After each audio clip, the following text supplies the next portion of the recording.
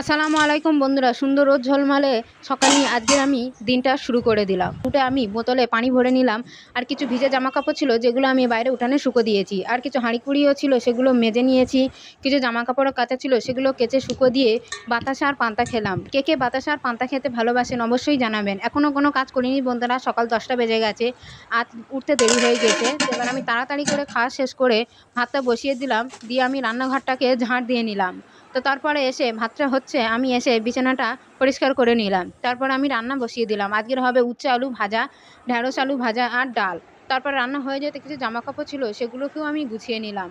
আর কিছু ভিজে জামাকাপড় ছিল, যেহেতু বাইরে পানি পড়ছিল, তাই আমি ভিজে জামাকাপড়গুলো বাড়ির মধ্যেই শুকো দিয়ে দিলাম, যেহেতু আমার আর জায়গা নেই। তারপরে ঘরটাকে ঝাঁট দিয়ে নিলাম, ঘরটা মুছে নিলাম, নিয়ে গা ধুতে চলে গেলাম।